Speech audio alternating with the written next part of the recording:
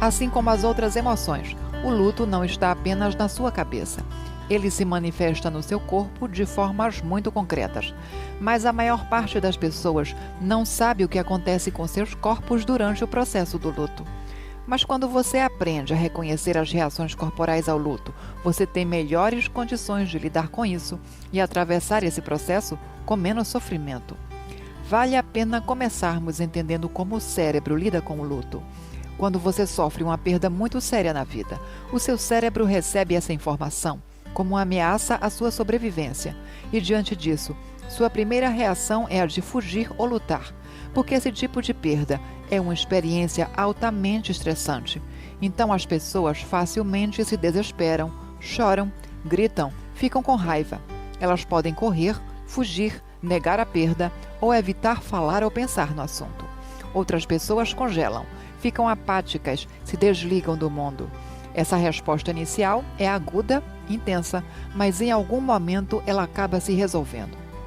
Todas essas reações são desencadeadas no cérebro, mas não é só esse órgão que sofre com o luto. O coração também sofre alguns impactos importantes, danos conhecidos como síndrome do coração partido, porque as emoções intensas e os níveis elevados de adrenalina podem fazer o coração inchar e ficar com um formato anormal. Os batimentos cardíacos aceleram e isso tensiona fisicamente o músculo cardíaco.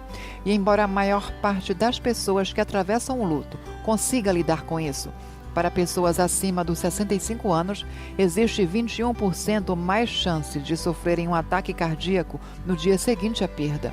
Por isso, muitas vezes ouvimos que após uma tragédia horrível, alguns dos familiares das pessoas que morreram acabam sendo hospitalizados nos dias seguintes. Felizmente, para a maioria das pessoas, esses danos sofridos pelo coração são revertidos depois que passam aquelas reações intensas ao luto. Agora, o que podemos dizer a respeito do choro? É muito comum pessoas chorarem e soluçarem durante o luto. Bom, quimicamente existem 3 tipos diferentes de lágrimas. Existem as lágrimas basais, que lubrificam as córneas ao longo do dia. As lágrimas reflexas, que são liberadas quando os olhos ficam irritados. E as lágrimas emocionais, que contêm proteínas derivadas dos hormônios do estresse, como a leucina e a cefalina. E essas substâncias são analgésicas, então as lágrimas são realmente saudáveis e curativas, não apenas psicologicamente, mas fisicamente. E de quais outras formas o luto afeta o corpo? Bom, ele reduz as nossas sensações físicas de prazer, oferecidas pelo paladar, pelo tato, pela visão. Por isso a comida pode parecer sem sabor, levando à perda de apetite e à dificuldade de ingerir alimentos. Sem falar que a resposta corporal ao estresse deixa a digestão mais lenta e acaba sendo muito comum que a pessoa enlutada perca peso e se recuse a comer. Mas há casos em que a resposta ao estresse tem o efeito inverso, levando a pessoa a comer em excesso e a ganhar peso. Além dos distúrbios alimentares, o luto também provoca distúrbios do sono, como a insônia, além de enfraquecer temporariamente o sistema imunológico. Por isso, não é incomum que pessoas acabem adoecendo após sofrerem uma perda significativa em suas vidas, o que pode acontecer também quando essa perda completa 1 ano, 2 anos, porque o aniversário da perda evoca memórias que fazem com que o corpo precise lidar novamente com aquele evento doloroso.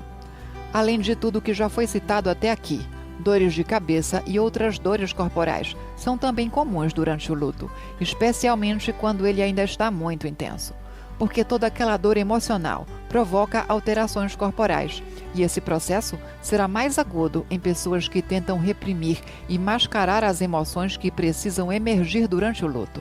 Isso acaba sendo muito comum em pessoas que consideram que não podem viver o luto porque não eram tão próximas à pessoa que faleceu, ou porque sua posição social ou sua cultura não permite que elas vivam o luto.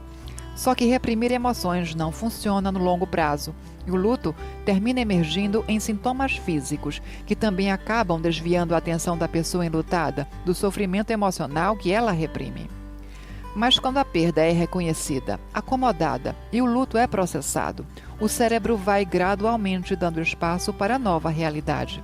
o luto se torna menos intenso, a capacidade de seguir adiante cresce e desenvolvemos a habilidade de sentir aquelas emoções e, mesmo assim, continuar com as lutas da vida. É importante termos em mente que o luto não é uma coisa simples e que não é possível dar um jeito nele, como se faz com a gripe ou uma dor de cabeça. Mas existem algumas coisas que você pode fazer para ajudar seu corpo a atravessar esse processo. E algumas dessas coisas são: atividade física, fazer do sono uma prioridade, ter boa nutrição e ter contato social.